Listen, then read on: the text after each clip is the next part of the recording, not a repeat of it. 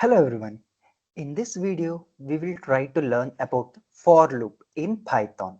Then we can do some practical on that one. Okay, we can generate an even number between 0 to 100 by using a for loop. So yes, first we will try to understand what is for loop. So here you can see this is the syntax for the for loop. For I in range something you can provide here. Some variable name also you can provide here. First, I'll define some variable before that, then you will get to know that one. So here I'll mention some numbers. Here I'm generating the number between 0 to 101 with the step 2. So I just want to get the even number here. How can I do that? Just mention for I in this variable name you have to mention. Variable name, then put colon, then you have to provide the indentation, that is one tab or two spaces is fine.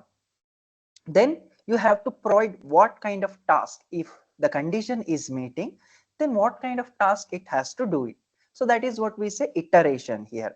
So how many times it will do, that many iteration we will say. Suppose in the beginning, which value will be coming here, this number, this range will generating the value like 0 2 4 like that till 100 it will be generating the value.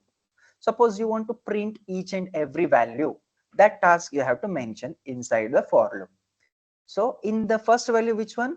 The 0 will be stored in this I.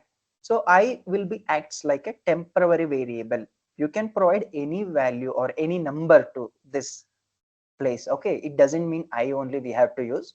You can provide any number, like you can mention even number also you can provide. The same thing you have to mention here also. So this value will be stored in this temporary variable, and I'm doing the task of printing that particular variable. So again, if you mention like print that I plus 1, so it will do one more task. What it will do, for 0 it will going to add it 1. Then again, if you want to print, if you mention print, it will going to print the updated value as a 1.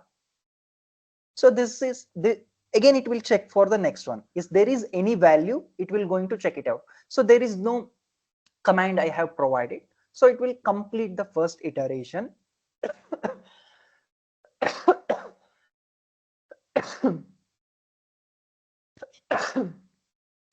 So then again it will get back to the beginning. In the beginning, 0 it has completed. Then it will choose a 2. 2 will be stored in the I value. Then what are the tasks you have mentioned, like print I plus 1, again print I. So it will going to do 2 and 2 plus 1 3. So 3 will be going to print it out. Like this it will do the second iteration. Okay, so this is how it will complete all the iteration. All the iteration, how it will be get to know in this variable how many value you have mentioned, that will corresponds to the iteration. The length of this variable we can say as a iteration number here. Okay, so let's do some practical on this one.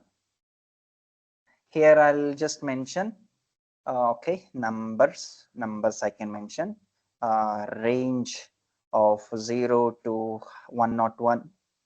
In step of 2 I have defined the number. If you want me to print, I'll just show you. Yeah, I have printed this number. Okay, here we have generated the numbers. Then we can apply a for loop here. For I can mention even numbers in a numbers. Then I'll just print even numbers.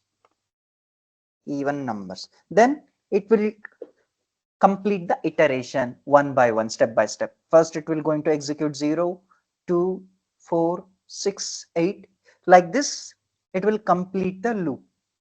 This is how we can use the for loop in order to get the make our work smoothly or get some better approach. So this is about the for loop.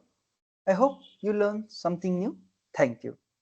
Hey, don't forget to download our app for access to free courses and interactive quizzes. Stay connected with us on social media for updates and free content. See you next time. Happy learning.